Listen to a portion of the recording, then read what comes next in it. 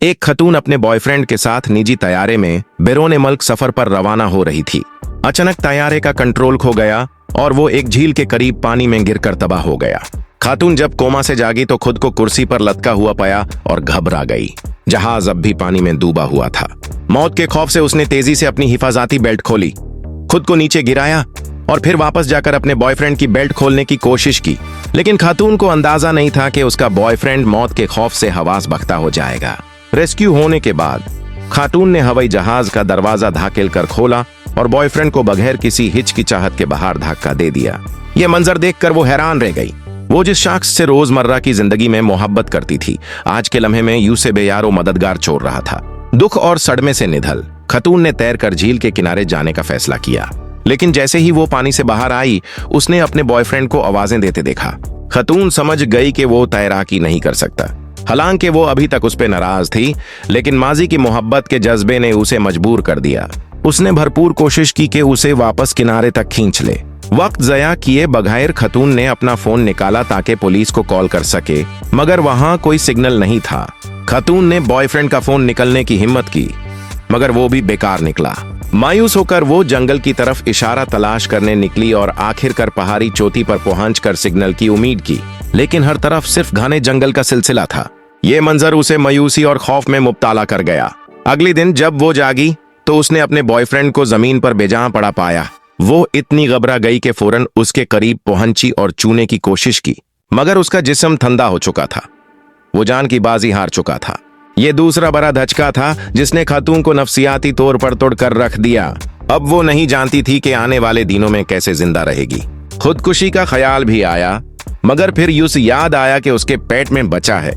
अपने बच्चे की खातिर उसने हिम्मत न हारने का फैसला किया।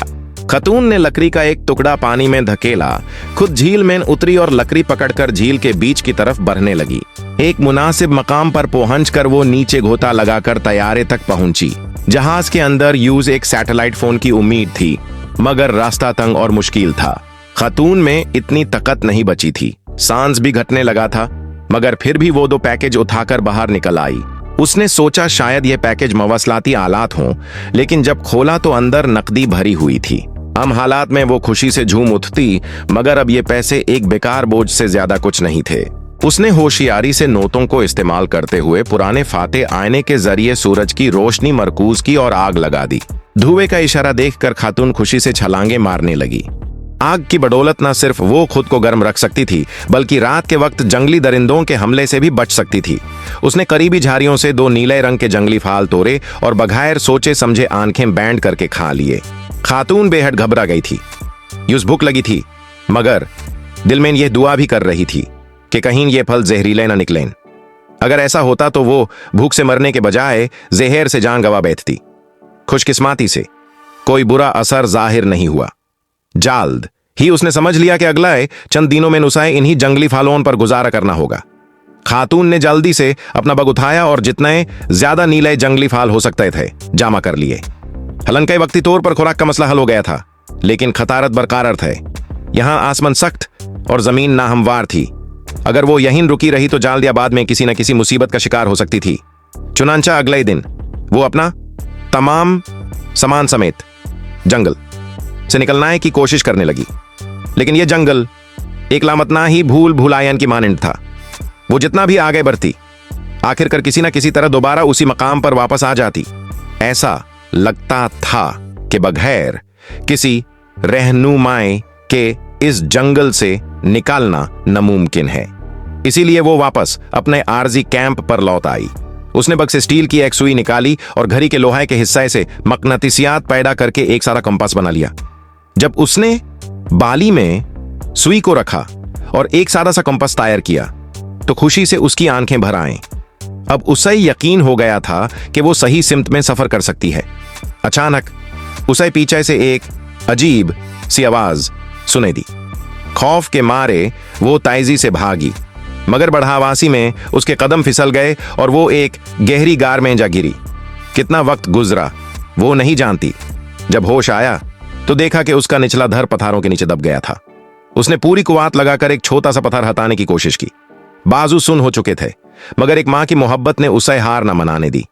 न जाने कितने वक्त बाद उसने एक गहरा सुराख बना लिया और अपनी टांगों को बाहर निकालने में कामयाब हो गई।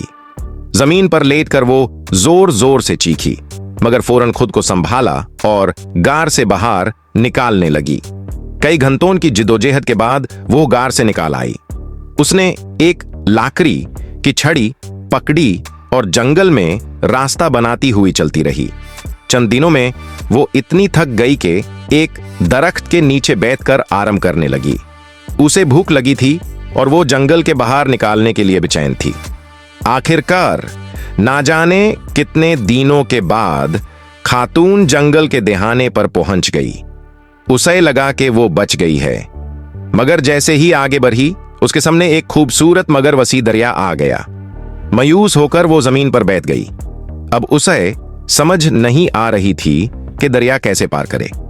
कुछ देर सोचने के बाद उसने फैसला किया कि दरिया के समीप बहते हुए किसी मददगार को ढूंढने की कोशिश करेगी। उसने एक लकड़ी की छड़ी पानी में धकेली और खुद उसके साथ बहने लगी। नदी के बहाव के साथ साथ सफर करते करते एक लम्हे के लिए वो बेबस हो गई, लेकिन खुशकिस्मती से दो बहादुर मकामी अफराद ने उसे देख लिया और बरवक्त उसे बचा लिया।